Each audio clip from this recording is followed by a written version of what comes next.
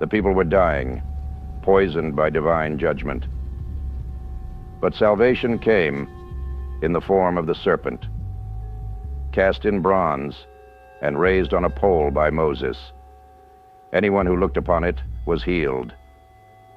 Centuries later, another man would be lifted up in the same way. Just as Moses lifted up the serpent in the wilderness, so must the Son of Man be lifted up. Why would Jesus compare himself to the serpent, the symbol of rebellion, the symbol of forbidden knowledge, the symbol of Enki?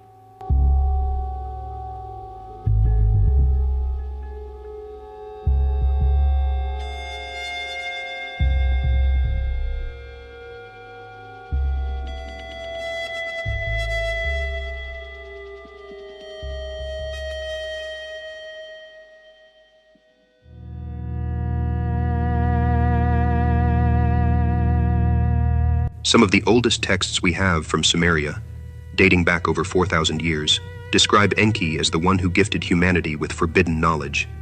Not just survival, not just tools, but something more: civilization itself. Writing, mathematics, agriculture, medicine, everything that made humans more than just animals. In Sumerian tradition, knowledge was sacred. It was power. And it was kept hidden in something called the Me, a set of divine decrees that controlled the very fabric of civilization.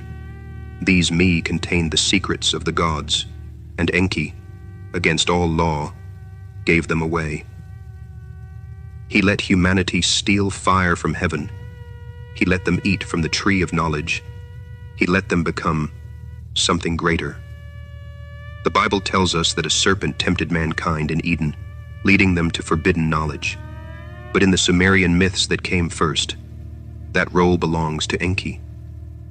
His messenger was a being named Ningish-Zida, a god also represented as a serpent. In some versions, it is Ningish-Zida who guards the tree of life, and in others, it is Enki himself who takes the role of the serpent, whispering knowledge to those willing to listen. Even the name Enki carries meaning. En means Lord. Ki means earth. He was not just the god of the earth. He was the keeper of the Abzu, the deep, primordial waters. A being that moves through the depths, hidden from sight, waiting in the shadows. A serpent.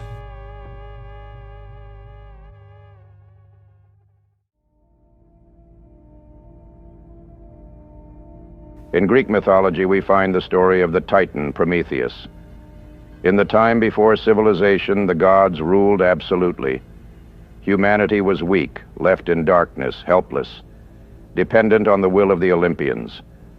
Zeus, the king of the gods, decreed that mankind must remain ignorant. But one among them disagreed. Prometheus saw the potential in mankind. He saw what the gods feared, that with knowledge humans would rise beyond their chains. And so he did the unthinkable. He stole fire from the heavens and gave it to humanity. And with it, he gave them power. The power to create, to think, to challenge the gods themselves. Zeus was not amused. The gods do not tolerate rebellion. Prometheus was sentenced to an eternal punishment. He was chained to a rock, his body exposed to the elements, his crime never forgotten. And each day an eagle was sent to devour his liver, only for it to regrow so that his torment would never end.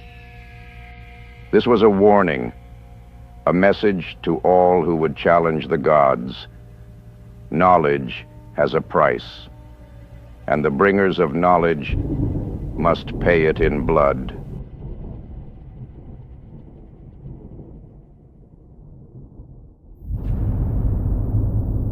In Hesiod's Theogony and Aeschylus's Prometheus Bound, the story of Prometheus is clear. He was a benefactor of mankind, a titan who defied Zeus to grant humans fire, the very force that would elevate them beyond their primitive state.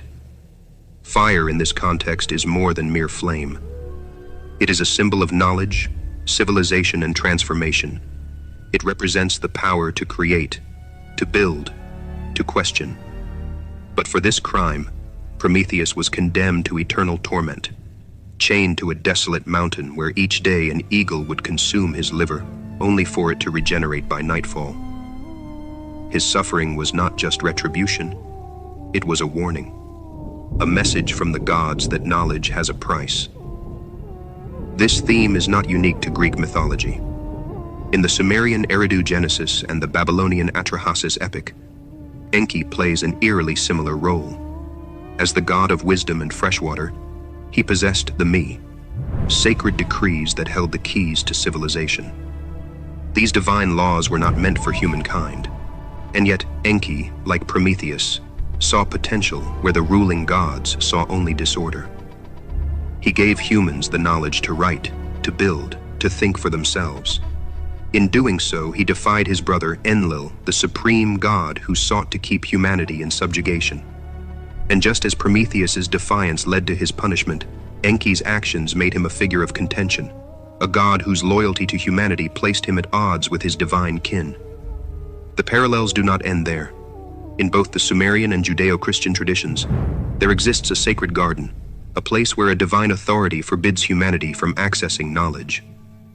In Eden, it is the tree of knowledge, guarded by divine decree. In Sumer, it is Enki's sacred garden, where the Me were stored.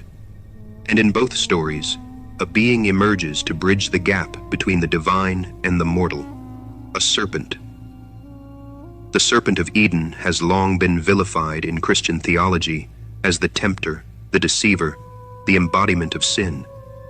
But in the oldest traditions, the serpent was not a symbol of corruption. It was a symbol of wisdom. Enki, the serpent deity Ningishzida, and the knowledge-bearing snake of Eden are not separate entities. They are iterations of the same archetype, a being that grants enlightenment at great personal cost. The biblical text itself contains a contradiction. In Genesis, the serpent offers knowledge and is cursed. Yet in John 3:14, Jesus himself is compared to the serpent that Moses lifted in the wilderness, an image of salvation, not damnation.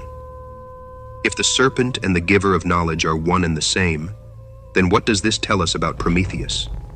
He is not explicitly depicted as a serpent in Greek myth, but his role mirrors that of Enki, Lucifer, and the serpent of Eden. Like them, he defies divine authority. Like them, he grants forbidden knowledge, and like them, he suffers for his crime. Even in ancient Greece, serpents were deeply connected to wisdom and hidden knowledge. The Python of Delphi guarded the most sacred prophecies of Apollo's temple. The staff of Hermes, the caduceus, entwined by twin serpents, became a symbol of healing and divine secrets. The cult of Asclepius, god of medicine, venerated the serpent as a bringer of transformation. Fire and serpents share the same symbolic weight. Both are forces of change, feared by those who seek control, revered by those who seek enlightenment. Prometheus's fire was never just fire. It was illumination. It was the ability to break free from the confines of ignorance. It was the same force that Enki offered humanity. The same force that the serpent revealed in Eden. The same force that Lucifer, the light bringer, was cast down for bringing to mankind. So why does every ancient culture tell this story? Why do the gods fear knowledge? Why must the fire bringer, the serpent, the light bearer always suffer? Perhaps the answer is simple. Perhaps the gods were never gods at all. Perhaps they were rulers, afraid of losing control.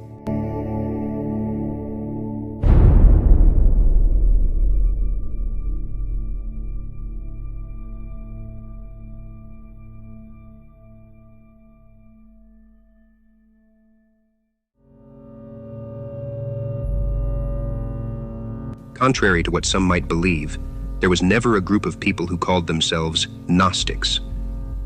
The term Gnosticism was applied centuries later by scholars seeking to categorize a broad and diverse set of spiritual traditions that emerged alongside early Christianity.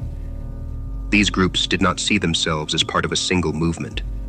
They were mystics, philosophers, teachers, scattered across the Roman Empire, from Egypt to Syria, from Judea to Greece. Their only common thread? A belief that salvation was not granted through blind faith, but through knowledge, gnosis, a direct personal understanding of divine truth. For centuries, our understanding of early Christianity came from a single perspective, the Orthodox Church. But that perspective had competitors, and in 1945, a discovery in Upper Egypt changed everything. A collection of 13 leather-bound codices containing over 50 ancient texts. These manuscripts, written in Coptic, revealed an entirely lost dimension of early Christianity, one that had been buried for nearly 1,600 years. The Nag Hammadi library contained texts that had been declared heretical by the early church, offering an alternative vision of Jesus, creation, and the nature of God. Among them was the Gospel of Thomas, a collection of 114 secret sayings of Jesus, focusing on self-knowledge and enlightenment rather than salvation through faith. The Gospel of Philip explored mystical sacraments and taught that divine knowledge, not obedience, leads to salvation. The Gospel of Truth described the material world as an illusion, portraying Jesus as a bringer of hidden wisdom. The Apocryphon of John presented a Gnostic creation myth, revealing Yaldabaoth, the false god Demiurge, and Sophia, the Divine Mother. The Gospel of Mary elevated Mary Magdalene as Jesus' closest disciple, challenging the male-dominated church. The Gospel of Judas shocked scholars by portraying Judas not as a betrayer, but as the only disciple who understood Jesus' true mission. Lastly, the Pistis Sophia delved into heavenly realms and the soul's journey to enlightenment, revealing esoteric teachings about divine wisdom. These texts, long buried and condemned as heresy, offer a lost perspective on Jesus and the nature of existence, one that the early church sought to erase.